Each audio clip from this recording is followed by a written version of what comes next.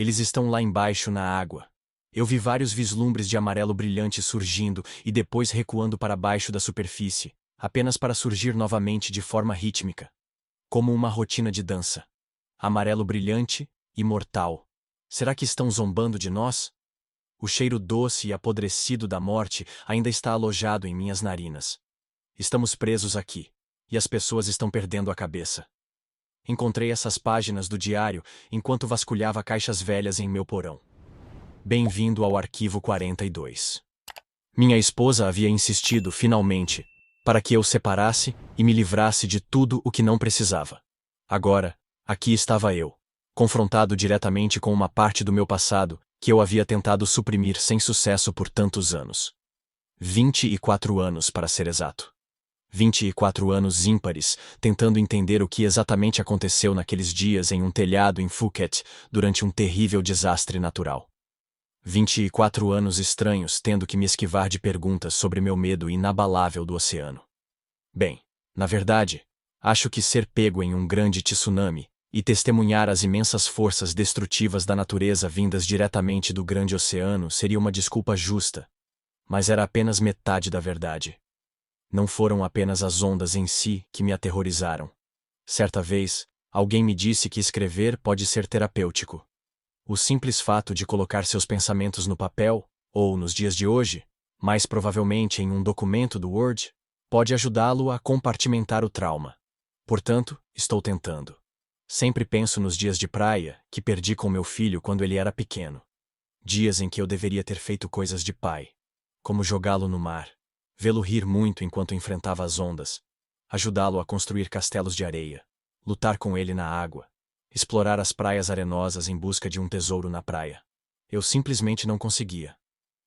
Inicialmente, eu havia me oposto à ideia de que ele fosse. Naturalmente, minha esposa não quis ouvir nada disso e, com relutância, percebi que meu medo e meu trauma não deveriam governar a vida do meu filho. Em vez disso, minha esposa iria, e eu sempre ficaria em casa. Ela entendia, até certo ponto, o que eu havia passado e de onde vinha meu medo. Apenas até certo ponto. Meu filho não entendia.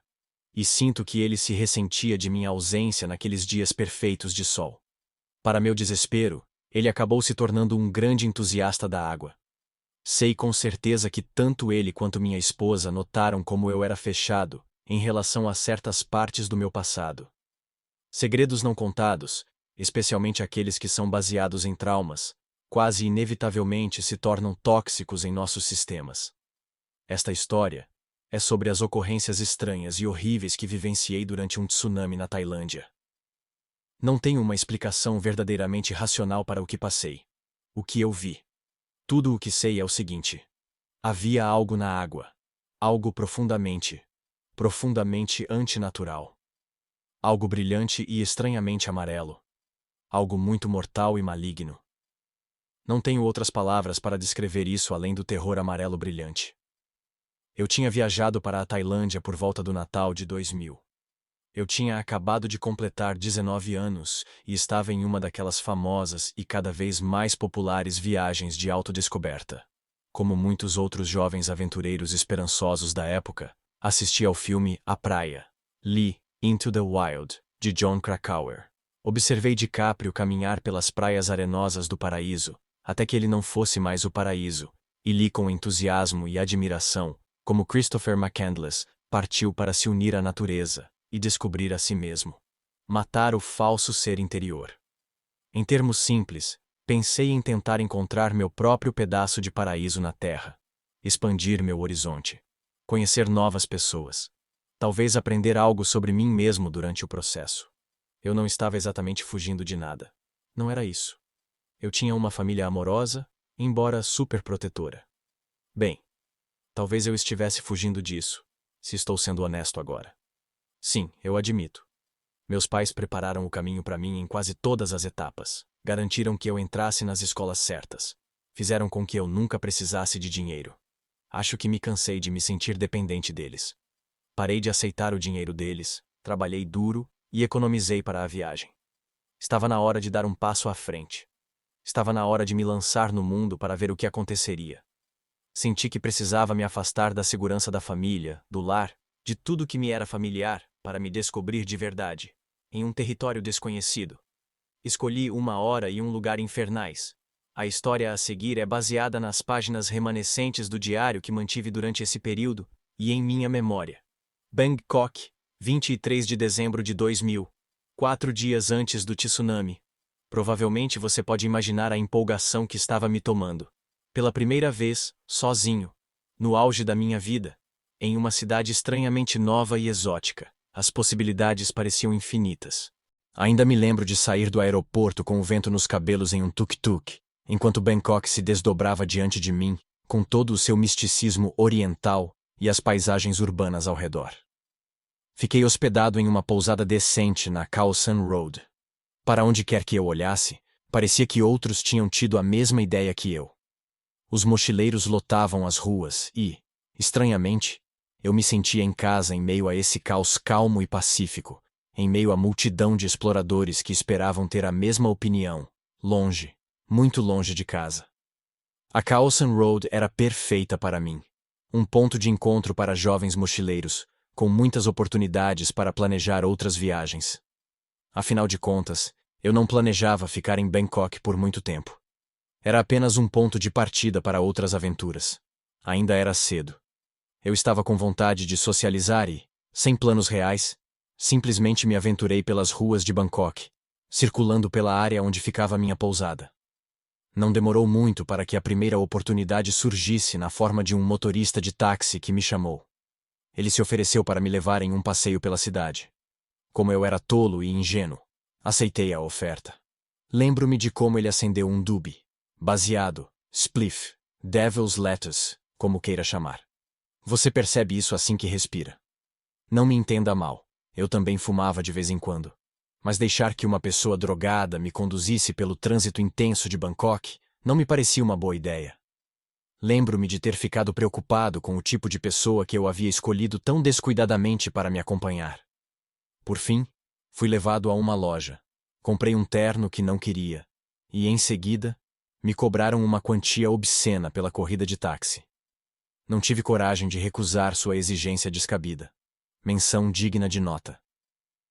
Naquela mesma noite, soube por um colega de viagem que recentemente alguém havia sido esfaqueado em uma discussão com um motorista de táxi. Não deixei que isso me abatesse ou me desviasse do curso porque, como você já deve ter percebido, eu não tinha um curso. Quando o dia se transformou em noite e os raios de sol desapareceram lentamente atrás dos telhados de Bangkok, a própria cidade começou a se transformar. Como se uma parte dela que estava adormecida, escondida da luz, começasse a emergir. Vi luzes de neon anunciando diferentes bares e moradores locais fazendo todos os tipos de promessas de prazeres e sensações incalculáveis. Vi turistas prontos para se divertir. Todos agora enchiam as ruas. Alguns pareciam muito conscientes do que estavam procurando.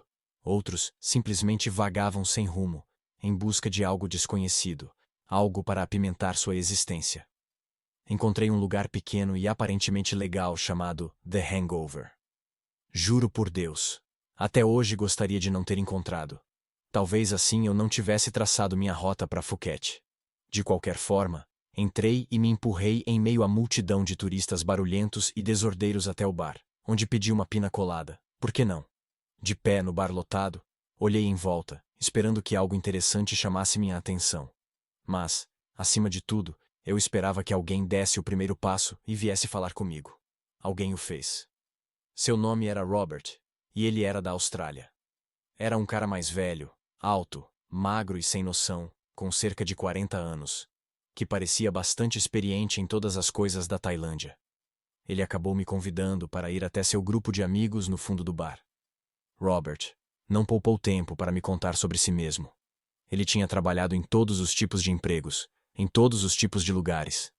Mais recentemente, trabalhou como guia em Phuket. Entre outras coisas, ele organizou expedições de escalada em rocha.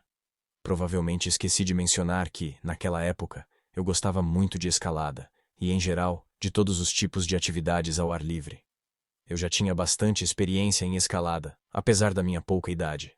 Quando Robert falou sobre todos os lugares em que esteve, fez com que eu me sentisse como um novato. No entanto, essa nunca foi sua intenção, como aprendi rapidamente. Ele não era um fanfarrão. Ele simplesmente sabia do que estava falando, e quando ria, fazia isso com todo o seu rosto, e de uma forma que fazia você rir com ele e se sentir confortável. Por fim, a conversa naturalmente gravitou em torno da Austrália. Um lugar que eu sempre quis visitar. Ele olhou para mim por um segundo, como se estivesse pensando em algo. Depois me disse para tomar cuidado com os moradores locais, que tentavam me pregar peças, se eu decidisse ir. Naturalmente, fiquei interessado em saber mais, e foi então que ele me falou sobre os ursos pintados. Supostamente, os drop bears são versões carnívoras de coalas que residem em árvores e caem sobre vítimas desavisadas e as atacam cruelmente. Rimos bastante, e admiti que provavelmente teria acreditado nas histórias, pois eu era uma pessoa bastante ingênua, e a ideia de uma subespécie hostil de coalas não me parecia tão absurda. Nossa conversa então mudou para a vida selvagem, e a fauna australianas, e os horrores que residem em seu ecossistema diversificado e complicado. Ele me contou sobre uma planta que não é incomum ser chamada de planta suicida. Ela tem uma picada tão desagradável que fez um homem cometer suicídio simplesmente para escapar da dor. Outro habitante perigoso era a água-viva caixa, ele explicou. Sua picada é a mais mortal possível. Uma única picada causa necrose da pele, dor excruciante e, se a dose de veneno for grande o suficiente, parada cardíaca e morte em poucos minutos. Achei a ideia da água-viva em forma de caixa igualmente fascinante e igualmente assustadora. Criaturas lindas, mas mortais. Na verdade, o oceano, em toda a sua grande e abrangente glória, sempre me deixou desconfortável até certo ponto. Tanto espaço inexplorado. Quem realmente sabe o que pode estar à espreita lá embaixo? Robert rapidamente me assegurou que, desde que você tome precauções, a probabilidade de ser picado por uma água-viva caixa era bem pequena. Já estava ficando tarde, e antes de nos despedirmos, Robert sugeriu que eu o encontrasse em Phuket. Mais precisamente na área de Caron, no dia 28, pois esse era o primeiro dia em que ele poderia nos encontrar. Eu concordei. Ele parecia genuinamente simpático e bem informado. Era uma boa companhia, e ele prometeu me mostrar os melhores pontos de escalada, um pouco longe das excursões lotadas. Eu nunca mais encontraria o Robert. Não sei o que aconteceu com ele. Pensar naqueles dias que antecederam o momento em que as ondas se quebraram sempre me dá uma sensação desconfortável, triste e melancólica. Bangkok, 24 de dezembro de 2000. 3 dias antes do tsunami. Acordei com uma leve ressaca. O Natal é comumente comemorado nessa data em meu país. Portanto, eu esperava que algumas chamadas fossem feitas em meu Nokia, do tamanho de um tijolo em algum momento, assim que todas as boas pessoas em casa acordassem. Eles estavam cerca de 5 horas atrás de mim, e às 9 horas, horário de Bangkok, ainda estariam dormindo. Aproveitei o tempo para fazer algumas compras antes de minha viagem a Phuket. Comprei bastante corda, alguns ganchos de pressão e um arnês. Eu sabia que eles teriam tudo isso nas visitas guiadas, mas eu gostava de encontrar meus próprios locais para escalar, e tinha bom senso e conhecimento suficiente para não tentar nada muito ousado. Depois de fazer minhas compras, comprei uma passagem de ônibus para Phuket, com a intenção de partir naquela mesma noite. Por mais empolgante que Bangkok fosse, achei que era mais para pessoas que pretendiam se divertir, e sinceramente, estava um pouco lotada demais para mim. Eu estava animado para seguir em frente. No caminho para a área de recepção da minha pousada, fui parado por um cara de aparência jovem e descolada que me pediu um cigarro. Ele tinha uma aparência meio rústica, cabelo loiro sujo e meio comprido. Seu rosto eu descreveria melhor como de menino. Mas algo em seus olhos o traía e revelava que sua idade era maior do que se poderia supor. Seu estilo era boêmio. Acho que eu o descreveria como tal. Como algo tirado da cena de Los Angeles dos anos 70. Não me considero necessariamente um juiz perfeito de caráter, mas ele tinha um jeito descontraído que me atraiu imediatamente. Às vezes, dá para perceber. Não sou fumante. Nunca fui. Portanto, não pude ajudá-lo nesse aspecto. Não se preocupe. Eu os encontrarei em outro lugar, ele disse. Por um tempo ficamos conversando casualmente. Ele havia chegado a Bangkok vindo da Índia apenas alguns dias antes, e parecia tão perdido e sem rumo quanto eu, antes de decidir me arriscar em Phuket. Seu nome era Alex, e mais tarde, ele me ensinaria uma dolorosa lição sobre o que os erros, as mágoas e as perdas podem fazer com uma pessoa. Mas estou me adiantando. Ele me perguntou se eu queria ir a algum lugar e tomar uma cerveja. Eu pensei, por que não? Ele tinha mais ou menos a minha idade, eu imaginava, e também estava sozinho. Eu lhe disse que tinha que fazer algumas ligações e que sairia em 1 hora. De volta ao quarto do hotel, juntei rapidamente todas as minhas coisas e as empacotei, para que estivessem prontas para partir. Meu equipamento de escalada foi o que ocupou mais espaço. Imaginei que, se as coisas corressem bem com Alex, eu poderia convidá-lo para se juntar a mim em algum momento em Phuket. Embora eu tivesse planejado essa viagem para descobrir a mim mesmo e ficar sozinho, eu queria algum tipo de companhia. Não é assim com todos nós? Liguei para meus pais e desejamos um Feliz Natal um ao outro. Era estranho pensar que eles estavam em algum lugar quase do outro lado do mundo comemorando o Natal enquanto a neve cobria as paisagens de lá. Aqui estava eu, em um paraíso quente e úmido. Era a música e a dança de sempre que eu recebia deles. Você está seguro? Não vá a esse lugar. Ouvi falar de coisas ruins. Não faça isso. Você pode se meter em encrenca. Yada yada yada yada. Isso era algo de que eu não sentia falta, e me lembrava de que tinha feito a escolha certa ao viajar para longe das garras clamorosas de meus pais sempre preocupados. De alguma forma, meu sobrinho de 5 anos conseguiu pegar o telefone. Ele ainda não é um bom conversador, mas ainda assim foi bom ouvir sua voz. Ouvir sua empolgação com a perspectiva de comemorar o Natal me fez voltar à minha própria infância. Decorar a árvore de Natal, assistir a desenhos animados e, é claro, abrir os presentes. Terminei minhas ligações e saí para ver se Alex estava pronto. Ele já estava me esperando e, nesse meio tempo, conseguiu comprar alguns cigarros. Ele também havia mudado de roupa. Agora estava usando uma camiseta preta desbotada dos Doors. Conversamos um pouco sobre Jim Morrison e The Doors enquanto seguíamos pelas ruas. Passamos por uma infinidade de pequenas barracas que vendiam de tudo, de eletrônicos a camisetas coloridas e pequenas pulseiras com frases de efeito em inglês mal escritas. Desviamos das muitas ofertas intrusivas e acabamos encontrando um pequeno bar de aparência confortável, com assentos do lado de fora, à sombra de palmeiras. Pedimos 2 cervejas e logo a conversa começou a fluir. Alex tinha 27 anos, portanto era um pouco mais velho do que eu havia imaginado inicialmente.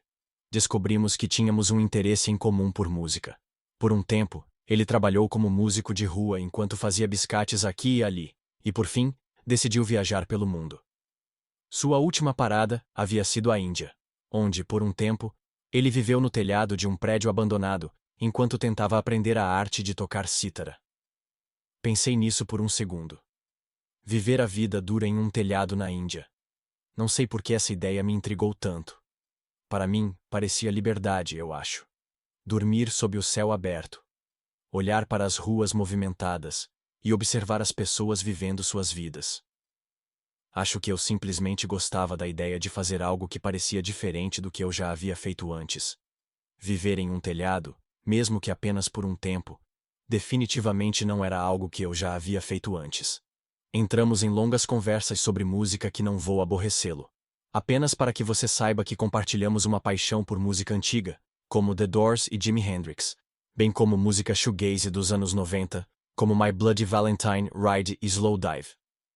Naquele dia, eu estava com Shine, do Slowdive, tocando em minha mente.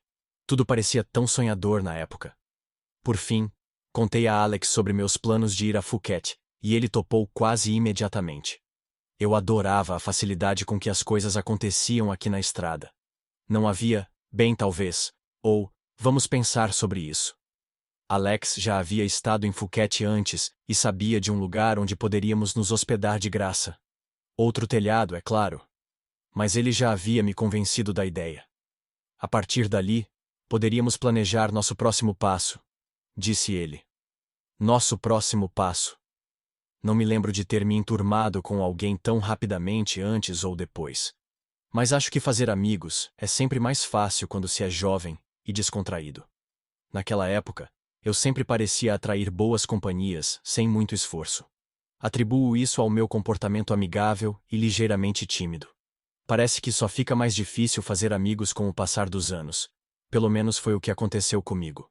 Compramos uma passagem de ônibus para Alex e fomos às compras. Comprei alguns suprimentos de primeiros socorros. Ataduras, bandagens, analgésicos. Esse tipo de coisa. Escalar rochas é seguro se você souber o que está fazendo. Mas você pode acabar se arranhando e, em geral, achei que estar preparado para qualquer coisa seria uma boa ideia se eu tivesse que passar por uma situação difícil em algum telhado. A viagem de ônibus até Phuket levou cerca de 12 horas, mais ou menos. Ao irmos à noite, pudemos dormir a maior parte do trajeto e chegar a Phuket na manhã do dia 25. A viagem de descida foi sem surpresa tranquila. Nós nos revezávamos ouvindo música no Walkman do Alex, ou conversando sobre as coisas que víamos pelo caminho, como bares e restaurantes de beira de estrada, que eram pouco mais do que um telhado de lata cobrindo algumas cadeiras de plástico e cardápios coloridos colados na lateral de um galpão. Tudo no interior da Tailândia parecia mais simples, da melhor maneira possível. Nada de grandes ostentações, fanfarras ou luxo. Nada pretensioso. Apenas uma atmosfera calma e descontraída, e sorrisos amigáveis dos habitantes locais quando passávamos. Alex me disse que queria formar uma banda que misturasse elementos de shoegaze, dream pop, com rock clássico, e insistiu para que eu aprendesse a tocar bateria. Ele já havia tentado, mas não teve sucesso. Ele me disse que gostava mais de instrumentos de corda. Eu disse a ele, brincando, que se ele conseguisse um bom nome, talvez eu aceitasse. Ele apenas acenou com a cabeça, olhou pela janela e começou a falar sobre como a carne bovina era um ingrediente raro e mais caro na culinária tailandesa. E eu me perguntei sobre a súbita mudança aleatória de assunto. Havia um inegável ar de mistério sobre ele. A julgar por todas as coisas que ele me contou, parecia uma pessoa que sonhava grande, mas nunca chegou a realizar. Uma educação inacabada. Rabiscos em pedaços de papel que acabaram acumulando poeira em sua gaveta em vez de se transformarem em um livro. Uma banda que nunca decolou porque ele perdeu o interesse ou não considerou que fosse boa o suficiente para fazer sucesso. Mudar de um lugar para outro e nunca se comprometer com nenhum deles. Ele falou longamente sobre deixar um legado. Isso parecia ser algo que o preocupava. Acho que ele queria deixar sua marca no mundo. Ser lembrado. Provar a si mesmo de alguma forma. Eu mesmo nunca havia pensado nisso, embora tivesse um fascínio por pessoas históricas e pelas vidas que elas tiveram. De fato, quando leio, na maioria das vezes leio biografias. Só que eu mesmo nunca tive nenhuma ambição desse tipo. Tentei perguntar a Alex sobre sua família e amigos em seu país. Ele me contou algumas coisas aqui e ali, mas não pude deixar de sentir que havia algo que ele estava deixando de fora. Especialmente a família parecia ser um assunto delicado. Em alguns momentos, senti uma tristeza cuidadosamente escondida por trás de seu olhar otimista, jovem e azul brilhante. Phuket, 25 de dezembro de 2000. 2 dias antes do tsunami. Alex me acordou. Eram 9 horas da manhã e tínhamos chegado ao terminal de ônibus 1 de Phuket, perto da Phang Nga Road. Ele me explicou que havia vários prédios abandonados perfeitos para estabelecer um domicílio gratuito na cobertura em uma área não muito distante dos resorts de Khao Lak. Naquela época, Phuket não era exatamente o ponto turístico superlotado que é hoje, mas estava no caminho certo. Eu entendia o porquê. A paisagem era linda. Longas praias de areia com pequenas ilhas pontilhando o horizonte, implorando para serem exploradas. Gigantescos penhascos de calcário cobertos de arbustos verdes se erguiam do oceano. Eu estava convencido. Encontramos a área sobre a qual Alex havia falado. Vários prédios abandonados estavam concentrados em uma pequena área dividida por uma rua principal, que, se seguida por muito tempo, levava a uma área com lojas e lugares para jantar. Vimos o que parecia ser um complexo de apartamentos abandonado. Ele era de aparência robusta e claramente já tinha passado por dias melhores. Sua fachada externa fantasmagórica nos convidou a entrar para explorar e aceitamos o convite. Ao entrarmos por uma janela quebrada nos fundos, logo percebemos que o local poderia não estar tão abandonado quanto pensávamos inicialmente. Vários sinais de invasores, como utensílios de cozinha e colchonetes, estavam espalhados aqui e ali. Alex pensou que poderiam ser apenas outros mochileiros. Eu dei de ombros e decidimos ir até o telhado. Subimos até o último andar e acessamos uma porta quebrada que dava diretamente para o telhado. Devo admitir que, apesar da minha empolgação, eu estava um pouco hesitante. Qualquer dúvida que eu tivesse desapareceu quando pisamos pela primeira vez no telhado. Ele era perfeito. Parecia ter funcionado como uma espécie de área comum que os habitantes podiam usar para se reunir. O telhado era cercado por uma cerca de ferro. Várias palmeiras faziam sombra no canto noroeste, o que era perfeito para quando as coisas ficavam muito quentes. No meio, havia uma espécie de pequeno galpão de limpeza. Encontramos ali alguns materiais de limpeza, vassouras e guarda-sóis, além de uma velha churrasqueira enferrujada e algumas cadeiras de madeira. A vista do telhado era incrível. Podíamos ver a grande praia ao longe, cercada por penhascos de calcário. Depois de inspecionar a área e achar que era do nosso agrado, nos sentamos. Alex pegou uma garrafa de uísque. Sem saber do horror que aconteceria mais tarde, comemoramos a sombra das palmeiras. Havíamos encontrado nosso lugar por um tempo. Depois de algum tempo, decidimos investir algum dinheiro na economia local e fazer compras de suprimentos essenciais, água, frutas, cigarros para Alex, bebidas alcoólicas, a alface do diabo, utensílios de cozinha. Embora, no fim das contas, nenhum de nós fosse muito bom cozinheiro. Mas que diabos! Não podíamos ser vistos jantando fora todas as noites quando estávamos tentando viver da gordura da terra, por assim dizer. Eu sei, é ridículo. Éramos poceiros. Nada mais. Mas diabos, nós nos mudaríamos se nos tornássemos um problema para alguém aqui. Não estávamos tentando ser um incômodo. Opcional, mas muito desejado. Um mascote animal inflável. Talvez um golfinho, se possível. Algumas músicas novas para o Walkman do Alex. Um violão. Artefatos de decoração de qualquer tipo para tornar nosso domicílio mais pessoal. Conseguimos mais ou menos tudo o que precisávamos e começamos a montar a base. Conseguir algo engraçado para fumar foi o maior desafio, mas Alex finalmente conseguiu em um bar à beira-mar. Um norueguês amigável que aparentemente tinha contatos. Ele nos alertou para não sermos muito abertos em relação ao uso de drogas, mesmo que fosse apenas maconha. A Tailândia tem uma abordagem rígida em relação às drogas. Nós lhe agradecemos e ele nos disse para voltarmos ao bar se precisássemos de mais. A tarde estava chegando e lá estávamos nós. Sentados no topo de Phuket. Em nossa própria suíte presidencial na cobertura. Decoramos o local com algumas coisas que encontramos. Entre elas, estava Art, nosso tubarão inflável. Eles não tinham golfinhos. Alex tinha inventado o nome e eu lhe perguntei: por que Art? No entanto, no que eu rapidamente percebi ser o típico estilo de Alex, ele simplesmente deu de ombros. É como o nome, só isso. Fumamos um pouco e bebemos um pouco à medida que a noite avançava, e contei a Alex sobre Robert, Austrália, e todas as coisas desagradáveis que poderiam matá-lo lá. Não sei bem porquê, mas isso me impressionou. Insetos, criaturas venenosas e coisas do gênero, eram combustível de pesadelo para mim. Nem me fale em aranhas. Alex era mais tranquilo nesse aspecto. Ele parecia mais divertido e interessado na planta suicida, e se perguntou se alguma pobre alma já havia tentado usá-la por engano como papel higiênico em uma situação complicada, e demos uma boa risada com essa ideia. Pobre alma. De fato. À medida que a noite avançava, estrelas começaram a aparecer em um céu noturno claro, e fiquei sabendo que Alex tinha um fascínio pelo universo. Principalmente a ideia de multiversos e universos infinitos. E se em algum lugar lá fora estivéssemos olhando para nós mesmos? Diferentes, mas de alguma forma ainda nós? Ele me perguntou enquanto olhávamos para o céu estrelado da noite. Pareceu-me que parte dele sempre desejou estar em qualquer outro lugar que não fosse onde ele estava. Talvez no passado, ele estivesse tão relutante em compartilhar comigo. Então, começamos a falar sobre o tempo. Não me lembro exatamente o motivo, mas acho que ele tocou no assunto. De qualquer forma, Alex tinha muito a dizer sobre o tempo.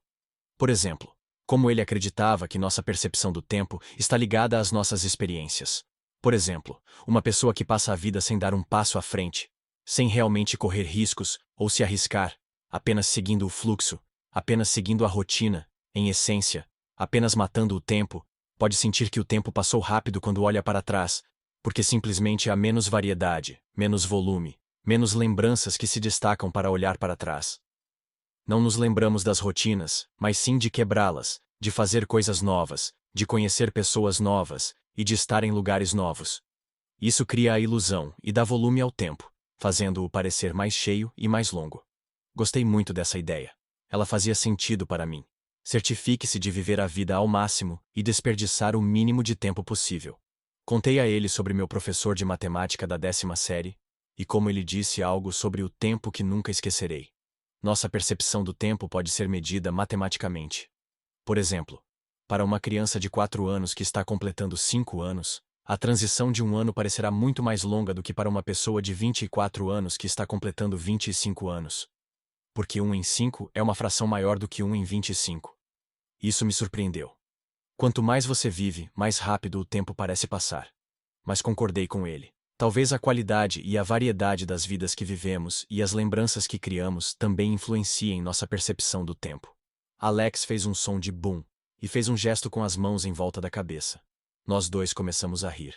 Estávamos bastante chapados naquele momento. E bem, alguns de vocês devem saber como estar chapado. Às vezes nos leva a essas conversas filosóficas. Foi legal. Gostei da facilidade com que pude conversar com Alex sobre todos os tipos de coisas, mesmo que algumas estivessem fora dos limites. Em um determinado momento, fiz-lhe uma pergunta hipotética.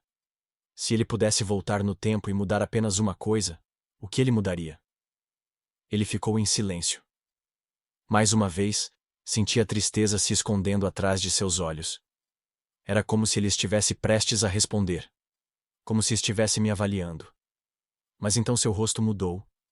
E ele rejeitou a ideia. Viajar no tempo é impossível. Então por que se incomodar foi sua única resposta. E eu aceitei que o que quer que o tenha perturbado no passado, não era para eu saber. Mesmo que meu interesse só aumentasse cada vez mais. Contei a ele sobre minha família. Minha mãe, super protetora. Meu pai, e suas tentativas desesperadas de fazer com que eu me interessasse por carros. Sobre minha irmã mais velha, e meu sobrinho bobo. Alex assentiu com a cabeça, e fez as perguntas educadas de sempre. Quando o assunto foi sobre meu irmão mais novo, seu interesse pareceu aumentar significativamente. Quantos anos ele tinha? Eu era um bom irmão mais velho. Eu cuidava dele. Disse-lhe com toda a honestidade que achava meu irmão mais novo, de 10 anos, um pé no saco com sua constante intromissão e apego. Alex me lançou um olhar que me fez sentir como se eu tivesse dito algo blasfemo e indescritível. Ele pareceu se conter. Olhou para baixo e disse simplesmente: "Não dê valor à sua família."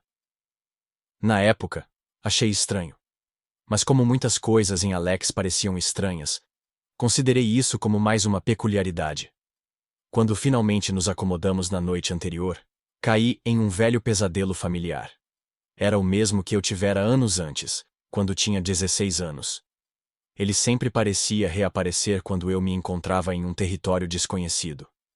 Eu estava deitado em minha cama, paralisado, de lado, de frente para a porta do meu quarto. Muitas vezes, eu deixava a luz acesa do lado de fora do meu quarto, e ela entrava pela porta aberta. Vi uma silhueta escura se aproximando pela abertura da porta.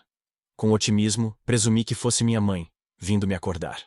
Entretanto, à medida que a figura escura se aproximava lentamente, percebi rapidamente que não era assim. Algo estava errado. Embora não fosse nada além de uma silhueta iluminada pela luz que vinha do lado de fora do meu quarto, eu sabia que era outra coisa. Eu podia sentir isso. A figura escura não pronunciou nenhuma palavra enquanto caminhava lentamente em minha direção. Meu coração começou a acelerar, e, em pouco tempo, ela estava bem ao lado da minha cama. Ela se sentou e percebi que era uma mulher ou um homem idoso. Era difícil dizer, pois seu rosto era apenas uma mistura de carne enrugada. Ele murmurava em seu rosto sem boca. Falava em línguas. Não era fisicamente agressivo, mas parecia irritado. Como se estivesse me xingando casualmente. Tentei gritar, mas nada saiu enquanto eu tentava desesperadamente me mexer e me obrigar a acordar, como já havia feito algumas vezes antes. Quando eu tinha 16 anos, e tive esses pesadelos pela primeira vez, eu tinha acabado de entrar em uma nova escola, depois de ter ficado na mesma classe com as mesmas crianças por 9 anos. Acho que a mudança repentina para algo novo e o estresse relacionado a isso fizeram com que eu tivesse esses episódios frequentes de paralisia do sono e pesadelos.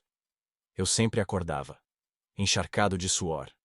Naquela época, porém, eu estava em meu quarto, e no sonho, meu quarto era claramente como era na realidade, o que só fazia com que tudo parecesse mais real. Dessa vez, acordei no telhado ao lado de Alex, ainda encharcado de suor. Eu havia gritado enquanto dormia. Ele me confortou em uma demonstração de afeto quase fraternal, e conversamos por um tempo. Apreciei seus esforços, mas reviver aquele velho pesadelo me deixou abalado. Sempre me pareceu um mau presságio. Phuket, 26 de dezembro de 2000. Um dia antes do tsunami. O dia começou calmo. Estávamos sentados à sombra das palmeiras que se estendiam pelo telhado. Alex me fez esquecer o pesadelo do dia anterior, escrevendo possivelmente a música mais idiota sobre ele. Acho que eu deveria ter me sentido um pouco insultado por ele pegar uma experiência particular e horrível, pela qual eu havia passado, e transformá-la em uma piada lasciva sobre uma entidade súcubo estupradora que invadiu meu quarto de adolescente, mas, caramba, o cara era engraçado. Não pude deixar de rir, e sabia que ele só fazia isso para me animar. Eu havia encontrado uma velha cadeira de madeira no galpão e estava tocando bateria enquanto ele tocava. Conversamos sobre nomes de bandas, e depois que Alex me contou sobre sua experiência estranha, maravilhosa, e às vezes assustadora de dormir no metrô de Londres, percebi que Subway Sleepers era o nome perfeito para uma banda de fusão de shoegaze, dream pop e rock clássico. Decidimos um plano para o dia que envolvia a compra de alguns instrumentos de percussão, mais maconha e uma ida à praia. De qualquer forma, precisaríamos ir ao bar da praia para visitar o cara norueguês da maconha. Seu nome era Thor, e ele teve seu papel nessa história. Então acho que devo parar de chamá-lo de cara norueguês da maconha. Thor estava exatamente onde o encontramos da última vez, vestindo uma camiseta florida e kit do Havaí. Nós nos afastamos um pouco das multidões para fazer nossos negócios, e logo tínhamos um estoque bem legal que duraria algum tempo. Thor nos disse para ficarmos atentos às pessoas que tentavam nos atrair para uma armadilha. Ao que parece, alguns traficantes estavam trabalhando com a polícia local. Eles faziam com que turistas desavisados comprassem drogas deles, e quem diria, ao virar a esquina, 2 policiais estariam esperando para atacar, e, como mencionado anteriormente, a posse de drogas na Tailândia não é brincadeira. A opção que lhe restava era pagar ou ser colocado em uma cela de uma dessas temidas prisões tailandesas, onde provavelmente não duraria uma semana. Talvez ele estivesse apenas tentando se certificar de que não perderia nosso negócio, mas parecia estar falando sério. De qualquer forma, agradecemos a ele pelo conselho e Alex o convidou para uma festa no terraço mais tarde naquela noite, e disse que ele poderia trazer alguns amigos se quisesse. Alex lhe deu nossa palavra de que passaríamos para buscá-lo e a quem ele quisesse levar depois que estivéssemos na praia. Então, vamos dar uma festa? Perguntei a Alex enquanto caminhávamos pela praia em uma pequena estrada de areia cercada por vegetação semelhante à da selva. Claro que sim, por que não? Swinga foi sua resposta. Não que eu tenha me importado. Precisamos ir às compras então. Não há mais bebidas alcoólicas. Temos que ser bons anfitriões. Ele concordou. Quando saímos de debaixo das palmeiras e entramos na praia, parei por um momento, olhei em volta e absorvi tudo. Areia e mar até onde a vista alcançava. Pequenas ilhas ao longe. Alex me deu um tapinha nas costas e me perguntou se eu sabia nadar em um tom meio sério que me pegou desprevenido. Fiquei imaginando que tipo de pergunta era aquela. É claro que eu sabia. Corremos para as ondas e nos jogamos nelas. Mergulhei e subi novamente. Alex tinha ido embora. Fiquei olhando em volta por um tempo, totalmente confuso. Ele simplesmente havia desaparecido. Não podia ser visto em lugar nenhum. De repente, senti algo se enroscar em minhas pernas. Antes que eu percebesse, fui puxado para baixo. Quando voltei a mim, Alex estava rindo de mim. Eu me lancei sobre ele, e em pouco tempo, estávamos lutando nas ondas como 2 crianças que estão comendo açúcar. Em um determinado momento, Alex me arrastou como um boneco de pano, até que eu consegui dominar e arrancar suas pernas de debaixo dele. Aproveitei o momento para me distanciar um pouco e pensar em minha estratégia. Ele me superava em termos de tamanho, mas eu era mais rápido. Quando ele se aproximou de mim pela segunda vez, eu me esquivei rapidamente e ataquei suas pernas novamente. Ficamos brincando assim por cerca de meia hora antes de nos sentarmos na praia, ambos ofegantes e rindo como idiotas. Alex bateu no meu ombro e me agradeceu por ter sido um bom esportista. Senti que ele precisava disso de alguma forma. Seus olhos se iluminaram como uma árvore de Natal, e acho que vi vislumbres de uma genuína felicidade infantil. Não brinco assim no mar desde que eu era criança. A maneira como ele disse isso foi estranha. Como se ele estivesse prestes a dizer outra coisa, parou, e depois continuou com a frase de criança. Eu apenas disse: "Você nunca fica velho demais para brincar no mar." E ele concordou com um aceno de cabeça de temperamento leve. Agora que estou pensando nisso, essa foi a última vez que fui à praia. Nas 2 horas seguintes, apenas caminhamos ao longo da praia e deixamos nossas pegadas na areia. Quando ficamos entediados, voltamos para o bar da praia para ver se Thor estava pronto para ir embora. Nesse meio tempo, ele tinha recebido companhia.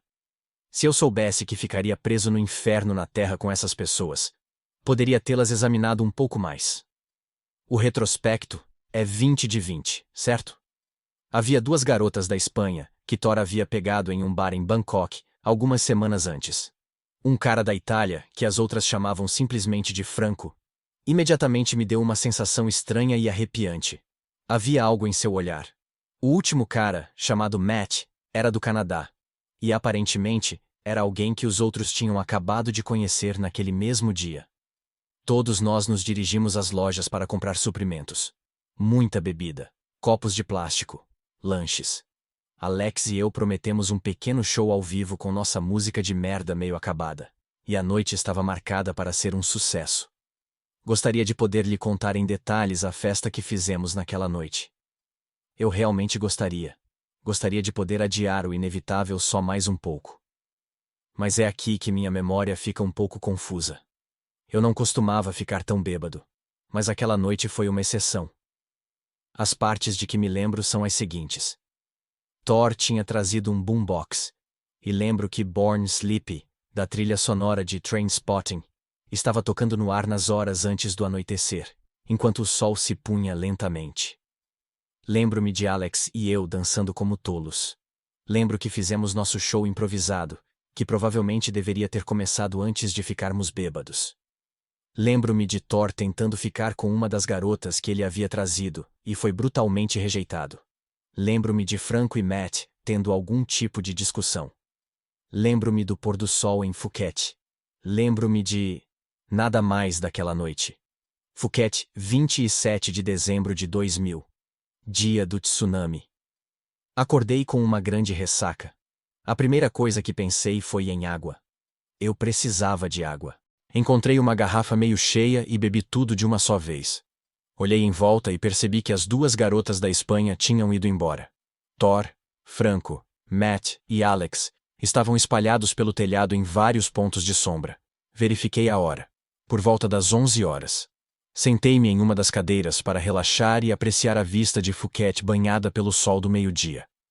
Mais ou menos 1 hora depois, quando eu estava pensando em acordar Alex, ouvi um som repentino, aterrorizante e ensurdecedor. Como um avião decolando bem perto de mim. É assim que me lembro. Sons fracos e distantes de turistas conversando entre si. Como uma ponte silenciosa em uma música antes do refrão. Então, tudo desmoronou. Quando me virei para olhar em direção ao som, me esforcei para entender o que vi. O som vinha da praia. Ondas mais altas do que eu já tinha visto antes estavam rolando, e as pessoas estavam fugindo. De longe, pareciam formigas se espalhando em todas as direções. A primeira onda bateu com um estrondo estrondoso, e vi como as árvores, casas e pessoas foram arrastadas violentamente. Em um instante, estava tudo lá. No outro, simplesmente desapareceu. Foi tudo tão violento e repentino, como ser acordado com um soco no rosto. Os outros já haviam se levantado, e Alex veio correndo para o meu lado, enquanto eu estava completamente incrédulo com o que vi. Em pouco tempo, toda a água e os detritos estavam passando por baixo do complexo de apartamentos em que estávamos, e, em pouco tempo, a água estava a alguns metros abaixo do telhado. As pessoas começaram a flutuar. Alex e eu olhamos impotentes enquanto elas eram arrastadas pela correnteza. Os outros já haviam se reunido ao nosso redor, e Thor foi o primeiro a falar. Que porra aconteceu? Minha voz estava trêmula quando contei a ele o que tinha visto.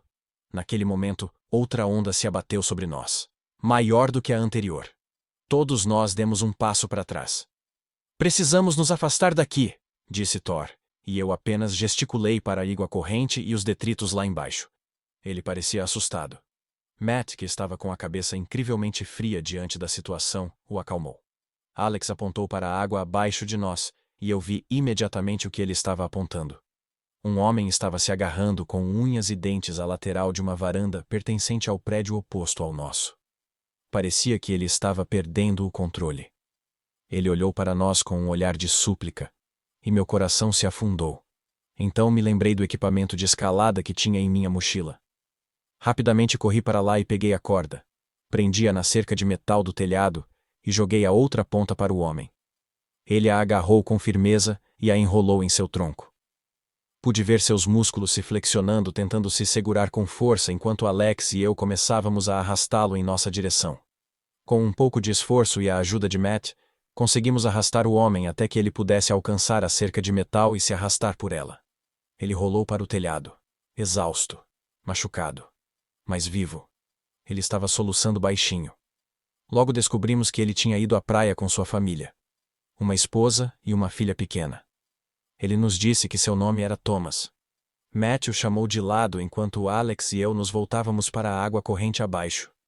Mais pessoas passaram flutuando e algumas delas conseguiram se agarrar a várias coisas. Logo percebemos que tínhamos que fazer alguma coisa. Os papéis pareciam se dividir naturalmente. Alex e eu começamos o trabalho de resgate, e Matt e Thor, até certo ponto, cuidariam das pessoas feridas e traumatizadas. Franco estava andando por aí em estado de choque, falando sozinho. Coube a Thor tentar acalmá-lo. Alex e eu conseguimos prender uma corda entre o nosso telhado e uma sacada no lado oposto da rua, pois um homem havia conseguido se arrastar até lá para amarrar a extremidade oposta. Dessa forma, eu poderia usar uma corda, um arnês e um gancho para improvisar uma tirolesa e me balançar para pegar as pessoas que passavam correndo. Até hoje não tenho ideia de como consegui me manter tão prática e sensata naquele momento. Mas acho que o apoio de Alex foi o que me ajudou a tomar uma atitude. Ele insistia que tínhamos de fazer alguma coisa. Tínhamos que ajudar da maneira que pudéssemos. Sua determinação inabalável me inspirou. Resgatamos um menino, que estava chorando descontroladamente e gritando em espanhol, que nem eu, nem nenhum dos outros falávamos. Só entendemos que seu nome era Eduardo. Ouvir seu desespero me tocou fundo no coração. Mas com a adrenalina em alta, e as pessoas ainda precisando de ajuda, tive que me desligar. Aquelas horas iniciais. Tudo se resumia a salvar o maior número possível de pessoas. Eu não tinha tempo para processar nada. Com o passar do dia, estávamos trabalhando mecanicamente como robôs. Não pensamos no fato de que algumas das pessoas que arrastávamos reclamavam de terem sido mordidas por alguma coisa. Como algumas delas pareciam desligadas, confusas, delirantes. Estávamos no meio de um terrível desastre natural. Portanto, o comportamento anormal parecia bastante normal naquele contexto. Inicialmente, presumimos que eles deviam ter se cortado em galhos de árvores ou outros detritos ao serem violentamente arrastados pela correnteza da água. Foi só quando um homem saiu da água com algo agarrado à sua perna que percebi que algo não estava certo. Foi quando tudo mudou. Quando tudo se tornou incerto, surreal. Como o início de um pesadelo febril. Tínhamos acabado de arrastá-lo para cima, e ele estava gritando de dor. Então eu percebi. À primeira vista, parecia uma água viva. O guarda-chuva, ou sino, cabeça, de uma água viva, por falta de uma maneira melhor de dizer, era de uma cor amarela nauseante, transparente e anormalmente brilhante. Como se tivesse sido tirado de um desenho animado. Seus tentáculos ou cordas eram de espessura média e envolviam a perna do homem em um aperto mortal. É aqui que as coisas ficam especialmente estranhas. Dentro do guarda-chuva amarelo transparente, havia o que parecia ser um crânio. Um crânio pequeno, oblongo e achatado de cor branca, acinzentada com órbitas oculares. Um par de olhos pequenos, maldosos e com aparência de olhos de bico, estava localizado na parte da frente. Pessoas com conhecimento biológico básico podem notar que as águas-vivas não têm crânios ou qualquer tipo de estrutura óssea. Elas são invertebradas. No entanto, não tenho outras palavras para descrever o que vi. A coisa me enojou além da compreensão. Pequenos fios saíram do crânio e murcharam dentro da carne gelatinosa do guarda-chuva. Agora penso se não seriam transmissores de algum tipo, enviando sinais. O homem estava gritando em voz alta, para que eu tirasse a criatura de sua perna. Peguei uma vassoura que encontramos no galpão e a coloquei entre a criatura e a perna do homem. A coisa estava se agarrando com força. Outra curiosidade. As águas-vivas não se agarram às pessoas dessa forma, nem possuem qualquer tipo de massa muscular para se segurar com tanta força. Fiz um esforço considerável para tentar arrancar a coisa, e quando pensei que não poderia ficar mais enojado, ela soltou um grito agudo de perfurar os ossos no momento em que finalmente consegui arrancá-la.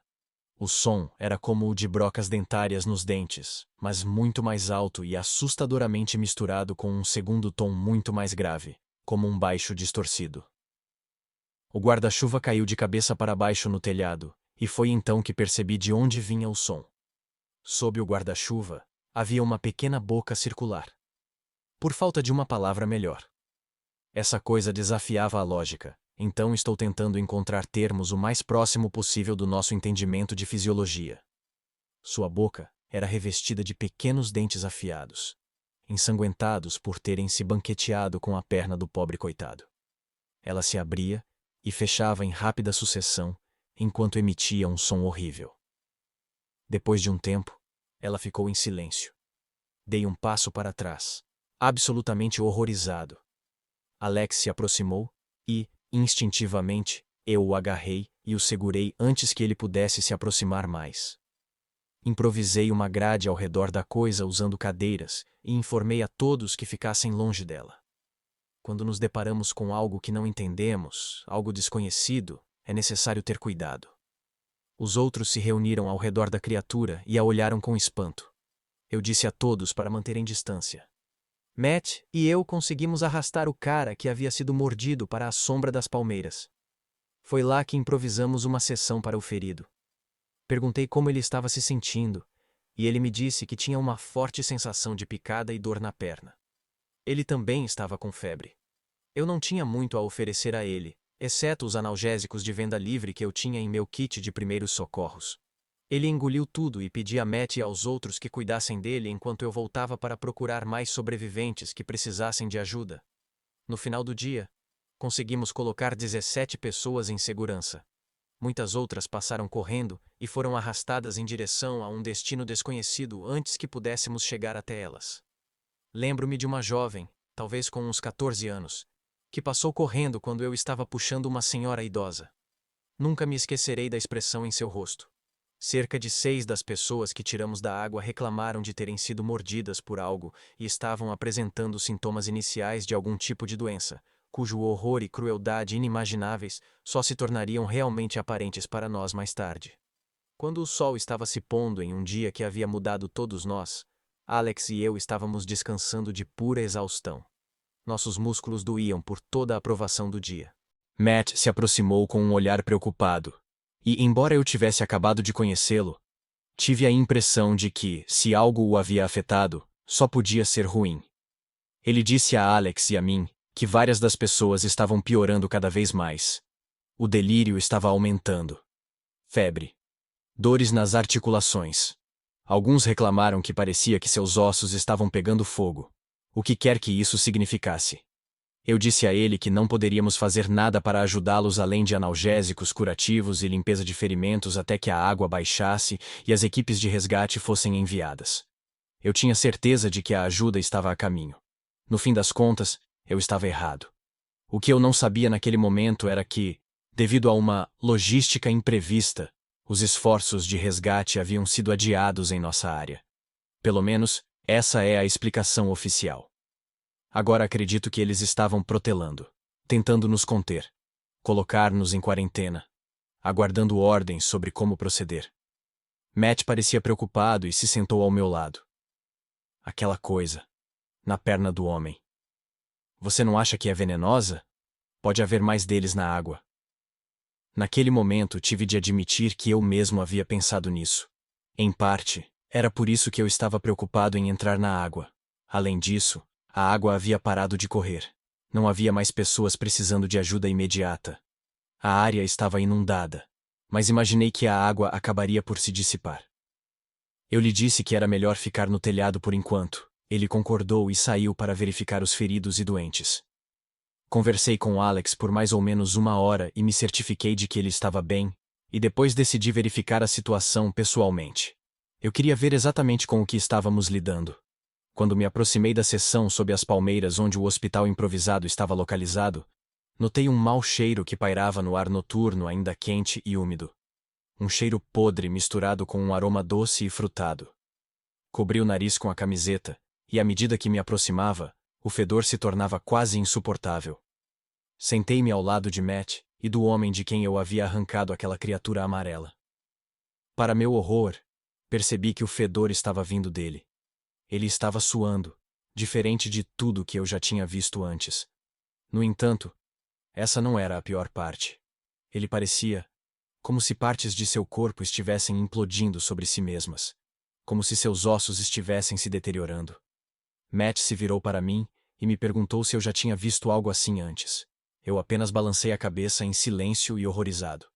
Quando me aproximei, o homem estendeu a mão para mim e por um segundo, vacilei e recuei. Não era justo, mas ele me assustou. Muito. Senti-me novamente como uma criança assistindo a seu primeiro filme de terror. O primeiro susto de verdade. Era um medo primitivo de arrepiar os ossos. Ele parecia macabro, como se seu rosto estivesse afundando em si mesmo, como se estivesse se decompondo de dentro para fora. Ele mal conseguia falar mais alto do que um leve sussurro. Eu não conseguia ouvi-lo. Sei que deveria ter sido mais cuidadoso. Eu não tinha ideia se o que o atingiu era contagioso, mas tive um instinto que superou meu medo. Eu queria ajudar a aliviar sua dor da maneira que pudesse. Então, inclinei-me para ouvir. Mate-me, ordenou a voz fraca e rouca. Mate-me, por favor. Em seguida, ela se transformou em uma súplica agonizante. Uma súplica fraca, rouca e agonizante. Por favor, você precisa me matar. Um calafrio percorreu todo o meu corpo e olhei para Matt. Ele apenas balançou a cabeça. Naquele momento, nem sequer cogitei a ideia. Como eu poderia matar alguém? Olhando para trás agora, eu queria ter matado. Gostaria de ter sido homem e poupá-lo do que estava por vir. Seus olhos, que pareciam estar afundando lentamente em sua cabeça, pareciam assustados, fixos em mim, implorando para que eu acabasse com seu sofrimento. Eu não podia. Depois disso, minha curiosidade levou a melhor. Enfrentei meu medo do desconhecido e fui dar mais uma olhada na criatura amarela. Certifiquei-me de manter distância. Para minha surpresa, ela ainda parecia viva. No entanto, por pouco. Estava estranhamente vibrando e se agitando. Na escuridão da noite, ela brilhava tão intensamente em amarelo que meus olhos quase doíam de tanto olhar para ela, e eu sentia uma dor de cabeça chegando. Havia algo mais também. Ouvi o que parecia ser um oceano de vozes fracamente sussurradas. Vozes tão baixas que era impossível dar algum sentido a elas. Elas simplesmente estavam lá, como uma presença constante, semelhante a um drone e ameaçadora. Um ruído de fundo constante e silencioso. Parecia como se estivessem sondando dentro de mim de alguma forma, dentro de minha mente, procurando por algo. Alex me procurou mais tarde naquela noite e me chamou de lado. Ele precisava desabafar, eu também. Foi como se toda a aprovação do dia tivesse se abatido sobre mim de uma só vez. Eu não havia me permitido sentir quase nada, pois parecia que estava sempre em alerta máximo, mas agora, quando a escuridão desceu sobre nós, quando não havia mais nada que pudesse ser feito no dia, tudo veio à tona de uma vez. Eu me desestruturei. De repente, me senti tão pequeno. A fachada pragmática e dura que eu havia montado se desfez. Alex colocou o braço em volta de mim e me disse que tudo ficaria bem, mas senti a dúvida em sua voz. Ele estava com medo. Todos nós estávamos. Talvez tivéssemos sobrevivido às ondas, mas todos nós tínhamos visto aquela coisa. Todos sabíamos que estávamos presos em um telhado, cercados por pessoas cada vez mais doentes. Eu havia notado os outros conversando entre si. Embora apenas alguns comentários durante o caos tivessem sido centrados naquela estranha criatura, eu sabia que, de alguma forma, ela estava ocupando todas as nossas mentes. Ficamos ali sentados, em silêncio por um tempo, tentando absorver os acontecimentos do dia. Eu podia ver Matt ao longe tentando acalmar os doentes. Eu ouvia seus gritos de angústia e tentava ao máximo bloqueá-los. Falei depois de um tempo. Alex, sinto que posso confiar em você. Acho que estou perdendo a cabeça. Desde que vi aquela criatura, estou ouvindo coisas. Essas vozes. Vozes suaves sussurrando. Há muitas delas. Eu não sei. Devo estar ficando louco. Alex olhou em meus olhos. O medo irradiava de seus olhos. Eu também os ouço. Para mim, não são vozes. Pelo menos não falam uma língua que eu entenda. É mais um sentimento. Um sentimento forte. Acenei com a cabeça em concordância. Lembro-me de sentir um certo alívio por não ser o único a ouvir coisas. Não era o único que estava sentindo algo estranho. O que você acha que é aquela criatura? Aquela criatura amarela? Alex olhou para o céu noturno. Não tenho certeza. Talvez algum tipo de criatura do fundo do mar? Acho que ela está mexendo com nossas cabeças. Eu não tinha ideia de como responder. Eu me sentia perdido. Condenado. Como se minha mente estivesse lentamente desmoronando. Ficamos em silêncio por um tempo. Alex se mexeu desconfortavelmente de um lado para o outro. Você me lembra alguém. Ele disse isso do nada.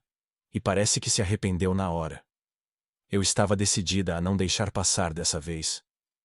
Senti que ele estava prestes a se revelar para mim. E por algum motivo, depois do dia que tivemos, eu precisava saber. Precisava de alguém para me sentir próxima. Então, eu o pressionei. Quem? Por fim, ele cedeu. Meu irmão mais novo. Seu nome era Arthur. Costumávamos chamá-lo apenas de Art. Olhei para ele, sem dizer uma palavra, apenas esperando que ele continuasse. Sua voz tremeu quando as palavras começaram a sair de seus lábios. O sol estava tão forte naquele dia, na praia. E as ondas. As ondas eram violentas, brutais até. Eu deveria cuidar dele enquanto meus pais estavam fora. Ele tinha apenas 8 anos de idade. Eu tinha 16. Senti que tinha feito minha parte. Brinquei com ele na praia a manhã toda.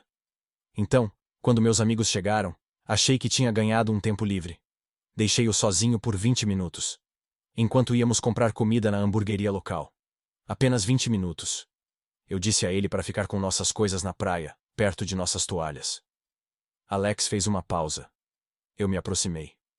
Quando voltei, ele havia desaparecido. Simplesmente sumiu. Eu corri para lá e para cá, chamando seu nome. Procurei por ele em todos os lugares. Então eu o vi. Os salva-vidas. Tirando-o da água. Alex soluçou baixinho. Eles tentaram ligar seu coração. Seu pequeno coração. Mas não adiantou nada. Ele tinha morrido. Apenas 20 minutos. Alex enxugou as lágrimas, e sua voz ficou mais dura. Meus pais me culparam. Eu sei que sim. Mesmo que não tenham dito isso abertamente para começar. As coisas nunca foram as mesmas. Percebi o ressentimento deles em relação a mim. Vi a expressão em seus olhos. Ouvi no tom de voz deles. Finalmente, eu os confrontei, e eles admitiram. Eles me culparam. Não como se eu precisasse que eles me culpassem. Eu já me culpava. Suportei a frieza deles até os 18 anos. Depois fui embora sem olhar para trás. Eu não tinha ideia do que dizer. Mas muitas coisas sobre Alex de repente fizeram sentido. Agora eu entendia por que ele dormia em estações de metrô, na rua. Por que ele estava sempre se mudando para outro lugar. De repente, me senti culpada. Eu queria que ele me mostrasse quem ele realmente era, que me mostrasse o que estava escondendo. Mas o que eu tinha para dar em troca? Eu era apenas um garoto inútil que nunca havia enfrentado nenhuma dificuldade. Até agora. Felizmente parecia que ele não precisava de nada de mim naquela noite, além do meu conforto e dos meus ouvidos. E eu ouvi com prazer a tudo o que ele tinha a dizer. Em um determinado momento, ele olhou para mim, e algo estranho parecia se esconder atrás de seus olhos. Você acha que o Arthur está lá embaixo agora? Lá embaixo na água? Olhei para ele completamente aterrorizado. Não, Alex. Antes que eu pudesse terminar, foi como se ele tivesse sacudido o pensamento e se recuperado. É claro que ele não está. Eu não sei o que estava pensando. Mas acho que sim. As vozes. Era como se elas nos conhecessem. Tentassem nos atrair. Com todas as promessas que tinham a fazer. Não podemos desistir agora, Alex. Prometa-me. Não dê ouvidos a isso. Não dê ouvidos a essas vozes. Ele assentiu em silêncio. E eu o abracei. Nós nos unimos ainda mais naquela noite. Também fizemos uma promessa um ao outro. Iríamos sair desse telhado em segurança. Custe o que custar. Phuket, 28 de dezembro de 2000. Um dia após o tsunami. Acordei com o som dos gritos mais horríveis e arrepiantes. Minha cabeça estava girando. Confusão e terror me cercavam. O suor escorria pela minha testa. Percebi rapidamente que o barulho vinha da direção da seção do hospital. Mais precisamente, os gritos pertenciam a Matt e a um grupo de outros sobreviventes. Vi Thor passar correndo por mim, claramente no meio de um vômito. Matt e os outros estavam ao lado do homem que havia implorado para que eu tirasse sua vida no dia anterior. Ao diminuir a distância entre nós, meus olhos captaram algo tão terrível, tão visceral e gráfico que ficaria gravado para sempre em minha tela interna. Sua cabeça tinha simplesmente desinflado. É essa a palavra que estou procurando? De qualquer forma, não consigo descrever de outra maneira. Todos os ossos de seu corpo haviam sido vaporizados ou possivelmente derretidos. Sua cabeça parecia uma poça de pele e carne, com sangue, um tipo de muco branco e massa encefálica vazando de todos os orifícios. Seus globos oculares se projetavam e quase ficavam em cima do rosto desinflado. 3 dos outros que estavam igualmente doentes haviam morrido da mesma forma, e jaziam esvaziados no telhado quente, um ao lado do outro, enquanto o restante dos doentes gemia e reclamava em horrível uníssono. Vozes delirantes e lamentosas murmuravam e gritavam juntas. Parecia o que eu imaginava ser um coro no inferno. Eu sempre me considerei uma pessoa com um estômago forte. Mas a visão, o cheiro, aquele cheiro horrível de podridão misturado com algo doce, algum tipo de cheiro de fruta misturado com podridão e merda. Isso me fez agachar instantaneamente e despejar o escasso conteúdo do meu estômago diretamente no telhado em brasa. Pouco tempo depois, Matt me puxou para o lado enquanto os outros se reuniam ao redor do falecido e olhavam aterrorizados, e talvez com algo mais sinistro. Curiosidade. Devemos considerar a possibilidade de que o que quer que seja que eles estejam doentes seja contagioso. Refleti sobre a sugestão de Matt enquanto recuperava minha compostura. Eu ainda estava me sentindo mal do estômago. Ele não estava errado. Nenhum de nós sabia com o que estávamos lidando aqui. As pessoas doentes estavam ficando proporcionalmente piores. Matt, que os havia observado durante o dia e a noite anteriores, explicou-me a progressão da doença. Primeiro veio a febre. Depois, a dor nas articulações. Depois, dores agudas nos ossos. Em seguida, a ilusão e o declínio mental. Finalmente, depois de algum tempo, parecia que seus ossos começaram a se deteriorar rapidamente. Não tínhamos ideia exata de como aquelas pessoas adoeceram, embora minha opinião, e a de Matt concordava, fosse de que elas haviam sido mordidas por aquela criatura, e que o veneno injetado nelas pela mordida as estava deixando doentes. Os outros, incluindo e principalmente Franco, estavam se esforçando para conter os doentes com o mínimo de interação possível. Parecia que ele queria escondê-los, esquecer-se deles. Não me parecia certo deixá-los sozinhos. Matt e eu concordamos que aqueles que já haviam interagido com eles continuariam interagindo. Isso significava eu, Matt, Thor e Alex. Pouco tempo depois de minha conversa com Matt, Alex me chamou a atenção. Ele estava preocupado porque as pessoas estavam agitadas. As coisas estavam esquentando. A visão das pessoas mortas e toda a maldita situação em que nos encontrávamos havia agitado todos, e decidimos reuni-los para discutir as coisas. Todos se amontoaram ao nosso redor quando comecei a falar. Nunca gostei do som de minha voz. Sempre ficava quieto. No entanto, coube a mim encontrar as palavras. Tenho certeza de que estamos todos assustados. Tenho certeza de que estamos todos tentando descobrir o que exatamente está acontecendo. Sei que alguns de vocês querem sair deste telhado agora mesmo e se arriscar na água. Quero apenas compartilhar minhas ideias primeiro, e depois, as pessoas podem decidir por si mesmas. Acredito que a criatura amarela que encontramos na perna do homem é o que está deixando essas pessoas doentes. Acredito que ela seja venenosa. Também acho que está mexendo com nossas cabeças. Não posso dizer com certeza se o que quer que esteja infectando essas pessoas não é contagioso porque não sei o que é essa coisa. No entanto, como nenhum de nós está apresentando nenhum sintoma, duvido que essa doença seja transmitida pelo ar. Ainda acho que devemos ter cuidado ao lidar com os doentes, mas ainda temos a responsabilidade de cuidar deles da melhor forma possível. Não podemos abandoná-los assim. Nós. Franco me interrompeu. Quem fez de você o líder? Por que deveríamos ouvi-lo? Tudo isso aconteceu por um motivo. Eu sei que aconteceu. As ondas, a doença, são todos sinais. Você viu isso? Não consegue ouvi-los chamando? Temos de entrar na água. Eu o olhei bem nos olhos. Você quer se arriscar com essas coisas lá embaixo? Não sabemos o que são.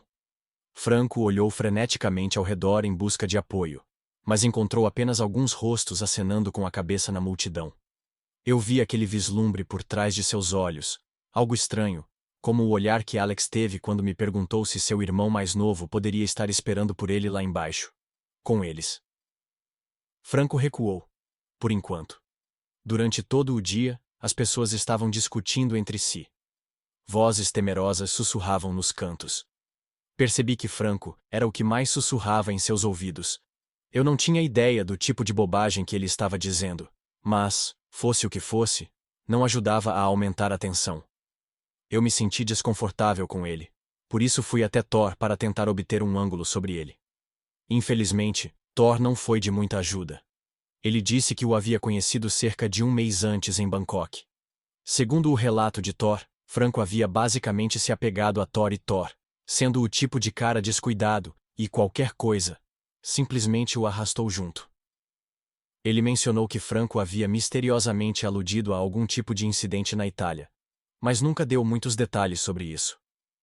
Thor disse que o cara vinha de uma família estritamente religiosa, e que qualquer incidente que tivesse acontecido poderia estar relacionado a isso.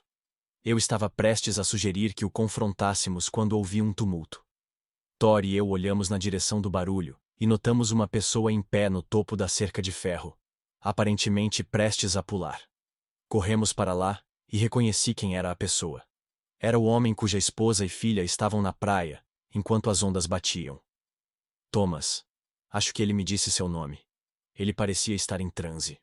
Alguns dos outros se reuniram ao redor dele, liderados por Franco.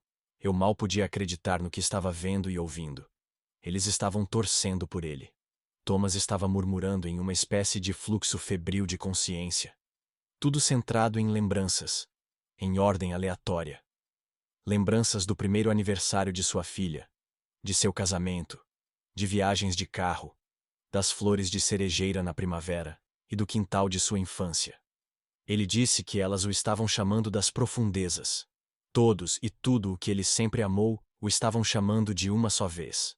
Percebi os olhos de Alex no meio da multidão. Ele parecia estar se esgueirando lentamente, como se estivesse pronto para agarrar Thomas e puxá-lo de volta. Acenamos um para o outro enquanto eu passava por ele, e começava a me aproximar. Thomas, certo? Esse é o seu nome? Eu lhe disse que sua família poderia estar bem, esperando por ele em um dos hospitais locais. Perguntei-lhe sobre seus amigos, seus pais e outros membros da família que poderiam sentir sua falta se ele fosse embora. Alex estava se aproximando lentamente. Durante todo o tempo, Franco o incentivava a se libertar. Thomas pareceu duvidar por um segundo quando mencionei seus pais. Eu vi esperança. Vi uma abertura. Vi Alex diminuindo a distância lentamente. Então vi Franco se inclinar e sussurrar no ouvido de Thomas. Vi seus olhos brilharem. Vi um olhar calmo, distante e sonhador se espalhar por seu rosto. Vi Alex estender a mão desesperadamente e não agarrar nada além de ar enquanto Thomas mergulhava na água. Olhei para baixo. Aquelas coisas amarelas o cercavam, como piranhas. Eu vi vermelho. Em um acesso de raiva, fui direto para Franco e dei-lhe um soco com toda a força que pude. Ele caiu para trás, recuperou a postura e estava prestes a se lançar em minha direção quando Alex se interpôs entre nós e o empurrou. Franco estava divagando como um louco, um homem possuído, divagando sobre segredos e conhecimentos ocultos, sobre presentes vindos de baixo, sobre a realização de todos os desejos possíveis e imagináveis. Fiquei aterrorizado ao perceber que alguns dos outros sobreviventes começaram a se unir a ele. Depois desse incidente, agora parecia haver uma clara divisão no grupo. Entre Alex, Thor, Matt, eu e o restante deles, liderados por Franco. A partir de então, ficamos longe uns dos outros. Naquela mesma noite, pudemos ouvir Franco pregando para eles, prometendo-lhes tudo o que sempre desejaram. Sua voz ressoava na noite solenemente silenciosa, como uma pregação baixa e rosnada. Preparando-os, pensei comigo mesmo. Ele os estava preparando para o grande mergulho. Houve momentos em que até mesmo Thor, Matt e Alex pareciam vacilar, duvidar. Eu via seus olhos brilharem momentaneamente, com aquele olhar estrangeiro. Eles diziam coisas que pareciam estranhas, coisas muito particulares e dolorosas que haviam vivenciado. Eu via um desejo profundo e desesperado em todos eles. Finalmente percebi que era isso que os diferenciava de mim. Uma grande perda. O que os levava a essas coisas? Eu estaria lá, para ouvi-los, para ouvir suas histórias. Sua dor. Eventualmente, eles voltavam e se recuperavam, como se tudo de que realmente precisassem fosse ser ouvidos. Que alguém os ouvisse. Em um determinado momento da noite, quando todos já estavam calados, fui até a beira do telhado.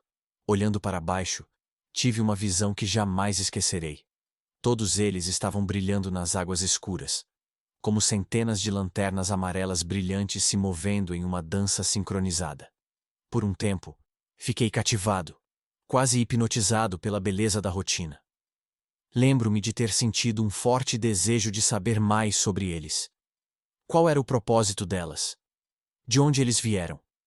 Será que eles se comunicavam conosco ou estávamos apenas perdendo a cabeça? Nesse momento senti um puxão em minha camisa. Era o garoto que havíamos resgatado no dia anterior. Seus grandes olhos cor de avelã se iluminaram de medo. Imediatamente me senti mal. Nós o havíamos abandonado sozinho, com um grupo de pessoas que cada vez mais pareciam estar perdendo o controle da realidade, fundindo-se em uma mente coletiva de culto. Tentei falar com ele, mas lembrei que ele não falava uma palavra em inglês, e meu espanhol era péssimo. Lembrei-me de que seu nome era Eduardo. Ele fez um gesto em direção à água, com os olhos fixos nas luzes amarelas brilhantes que dançavam ao redor. Mamá e papá, sua vozinha tremia. Em seguida, ele me olhou diretamente nos olhos e fez outro gesto, tapando os ouvidos e balançando a cabeça. Naquele momento, percebi que ele também ouvia os sussurros, que ele sabia, talvez instintivamente, que não deveria dar ouvidos a eles. Decidi que tinha de afastá-lo de Franco e dos outros.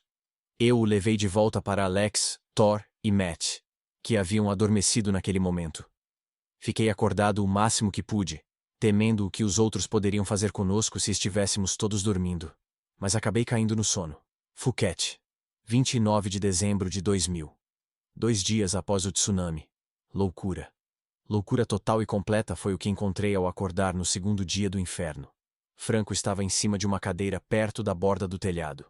Seus olhos irradiavam insanidade enquanto ele gritava sobre o grande batismo de Elizabeth. Ao lado dele estava uma das sobreviventes. Uma mulher de meia-idade com aquele olhar sonhador distante em seus olhos. Alex, Thor e Matt também acordaram. Dissemos ao Eduardo para ficar atrás e se esconder. Em seguida, fomos até a multidão de sobreviventes, que estavam todos em volta e cantavam algo ininteligível. Franco continuou com sua pregação, e nós ficamos nervosos e observando em desespero. Até hoje me lembro de suas palavras assustadoras. Elizabeth está pronta. Ela está livre do medo. Ela vê o que eu vejo agora. Assim como todos vocês verão, eventualmente. Há um lugar onde todos nós podemos nos encontrar. Como amigos.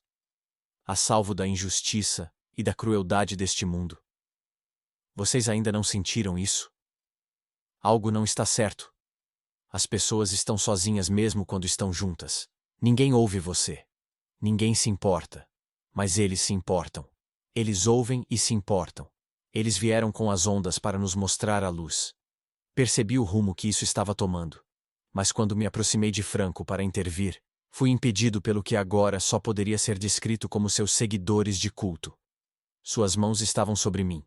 Thor, Matt e Alex tentaram tirá-las, mas também foram apanhados pelo mar de mãos. Não podíamos fazer nada além de ficar parados e assistir. Franco continuou. Sei que alguns de vocês ainda duvidam. Talvez ainda não tenham sentido o toque frio da indiferença. Talvez nunca tenham sentido a perda. Aqui a Elizabeth perdeu tudo há 2 dias. Ou assim ela pensou. Mas seu marido está esperando por ela. Todos estão. E todos eles se preocupam muito com ela. Você não consegue ouvi-los? Eles não parecem estar em casa? Não soam como um dia de verão calmo e despreocupado com seus entes queridos? Um dia que se estende para sempre? O ar estava elétrico com os cânticos monótonos da multidão. Junte-se a eles. Eles cantavam repetidamente. Eu me debatia no mar de mãos, enquanto Elizabeth subia na cerca de ferro. Gritei impotente para o vazio enquanto me seguravam. O olhar de todos estava voltado para Franco e seu batismo, enquanto ele dizia suas últimas palavras com frieza e calma. Elizabeth, entre na felicidade eterna. Entre em sua infinita sabedoria e bondade. Entre nos braços daqueles que você perdeu. Observei enquanto ela se deixava cair na borda. Não foi necessário empurrar. Franco desceu da cadeira e fez sinal para que a multidão nos deixasse ir. Lembro-me de ter caído de joelhos. Fiquei ali sentado em silêncio, sem saber o que dizer, até que finalmente encontrei minha voz. Eu não estava mais apenas ouvindo. Agora eu precisava que ele me ouvisse. Eu precisava que todos eles me ouvissem. Seu covarde manipulador do mal. Franco parou e se virou. Seus olhos furiosos olharam diretamente para os meus. O que foi isso? Zrenia, ele sibilou com raiva para mim. Levantei-me e o confrontei. Você está alimentando essas pessoas com essas coisas. Por que não pula você mesmo? O pessoal de Franco começou a se reunir ao meu redor. Alex fez sinal para que eu tomasse cuidado, mas eu o afastei. Meu sangue estava fervendo. A raiva tomou conta de mim. Franco soltou uma gargalhada estridente. Minha hora chegará, mas ainda não. Ainda tenho trabalho a fazer. Todos devem se juntar a eles, somente quando estiverem prontos. Olhei em volta para a multidão de sobreviventes e vi em cada rosto, sob os olhos vidrados e vagos, trauma, perda e mágoa. Garantir que todas essas pessoas saltem para a morte? É esse o seu trabalho? Zrenia, implorei a eles. Vocês não veem o que ele está fazendo? O que ele está prometendo a vocês? Isso não é possível. Vocês nunca recuperarão o que perderam.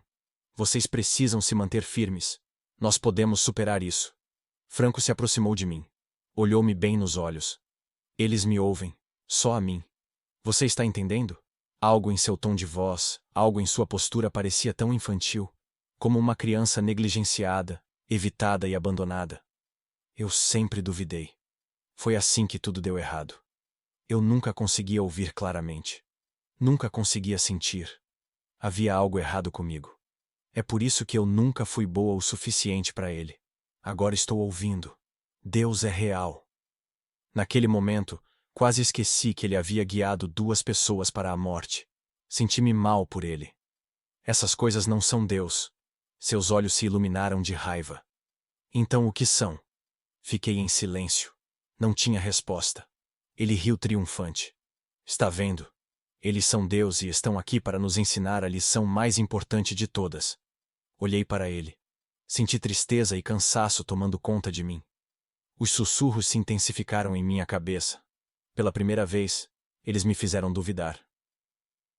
E o que é isso? Perguntei baixinho. Ele se dirigiu a todos agora. Não há iluminação sem sofrimento, sem dor, sem perda. Precisamos de sofrimento. Precisamos de desastres. Precisamos de todas essas coisas para sermos completos, para estarmos unidos. A tragédia nos une. Tudo isso aconteceu por um motivo. Eles vieram até nós por um motivo. Precisamos nos preparar e nos unir a eles. Eu estava exausto. No fim de minhas cordas. Sei que o que eu disse a seguir foi um erro. Revisei isso várias vezes nos 24 anos seguintes. Mas fazemos as escolhas que fazemos, e o tempo não volta atrás. E quanto a você? Por qual sofrimento você passou? Que perda o deixou assim? Você não passa de um monstro manipulador. Os olhos de Franco se iluminaram com uma mistura de entusiasmo e raiva. Era como se ele estivesse esperando que alguém perguntasse, e agora estava com raiva por ter demorado tanto para alguém se importar. Percebi Alex se aproximando lentamente pelo canto do olho. Franco me empurrou para trás, e Alex se interpôs entre nós. Franco estava gritando agora, através das lágrimas, da raiva, através do tempo. Através da criança que havia sido abusada, negligenciada, deixada de lado e injustiçada de forma horrível. Não há como você entender. Eu vejo você. Eu o ouço. Você não passa de um garotinho mimado. Quer saber o que é dor e sofrimento? Dor e sofrimento são quando lhe dizem que você é alguém especial. Que você pode falar com Deus. É o olhar que seu pai lhe dá quando você não consegue corresponder às expectativas dele. Quando ele estrangula sua irmã na sua frente. Quando ele apaga a luz dos olhos de sua mãe e lhe diz que você é o próximo. Por decepcioná-lo. Todos nós temos que ir, ele disse. Essa vida prometeu demais e entregou muito pouco, ele disse. Mas agora eu provei que ele estava errado. Agora Deus fala comigo, por meu intermédio. Descrentes como você não têm lugar com eles. Todos estavam assistindo em silenciosa agonia e expectativa. Eu não vi que ele estava segurando uma faca até que fosse tarde demais. Eu não tinha como impedir o que estava por vir. Mas ainda me sinto culpado até hoje. Franco veio correndo em minha direção. Alex pulou na nossa frente e pegou a lâmina. Eu o ouvi gritar de dor. Eu o vi lutar com Franco. Observei quando ele o empurrou para fora da borda da cerca de ferro. Para as águas cada vez mais rasas abaixo. Finalmente encontrando aquelas criaturas, às quais ele havia se dedicado tão rapidamente. Você sabe como as pessoas costumam dizer essas últimas palavras profundas e significativas nos filmes? Bem, a vida não é um filme. E Alex não teve nenhuma última palavra significativa. Ele estava apenas assustado, com dor, com medo. Eu o abracei enquanto ele morria. Tentei confortá-lo. Não vou lhe contar o que ele disse, ou o que eu disse a ele, porque não fazia sentido.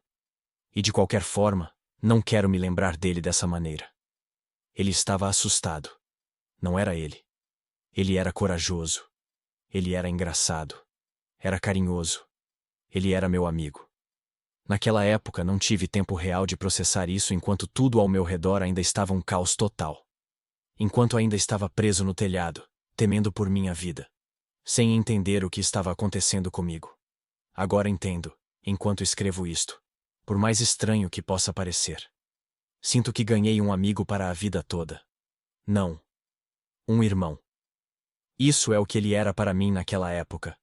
E então eu o perdi quase tão rapidamente quanto o conheci. Não foi o que tivemos naquela época, há 24 anos que eu lamentei. Essas são lembranças preciosas. Foi tudo o que nunca chegamos a ter. Sei que provavelmente teríamos nos separado em algum momento, mas tenho certeza de que teríamos mantido contato, ligando-nos de vez em quando. Quem sabe? E esse é o ponto. Eu nunca saberei. Lembro-me vagamente de Thor e Matt me puxando para longe de Alex. Não querendo sair do lado dele, lutei contra eles até ficar fraca demais para resistir. O resto do dia foi sinistramente silencioso. Os sobreviventes que seguiram Franco pareciam estar em estado de choque e simplesmente vagavam sem rumo. Fiquei com Matt, Thor e Eduardo. Eu estava exausto. Não tinha mais energia. Ouvi os sussurros em minha cabeça. Eles estavam mais fortes do que nunca, implorando para que eu me juntasse a eles. E devo admitir que eles tinham um argumento convincente. Como poderiam não fazê-lo? Qualquer lugar que não fosse aqui parecia uma bênção. Mas então, senti um toque em meu ombro. Ou palavras gentis de incentivo em meu ouvido. Um sorriso. Vi Eduardo rindo de Matt fazendo caretas, e de repente, a atração já não era tão forte. Phuket, 30 de dezembro de 2000. 3 dias após o tsunami. Silêncio. Acordei no terceiro dia com um silêncio assustador no rastro de tudo. 22 pessoas haviam se tornado 4. O restante dos doentes estava morto. A água lá embaixo havia baixado, e agora eram apenas poças rasas aqui e ali. As criaturas haviam desaparecido quase tão rapidamente quanto haviam chegado. Os outros sobreviventes que seguiram Franco haviam pulado do telhado para a água rasa na noite anterior. Não tínhamos mais forças para detê-los. Nunca os culpei por terem seguido Franco. Eles estavam feridos, sofrendo, traumatizados, levados por promessas de alívio, promessas de um lugar melhor. Agora, os únicos que restavam eram Thor, Matt, Eduardo e eu.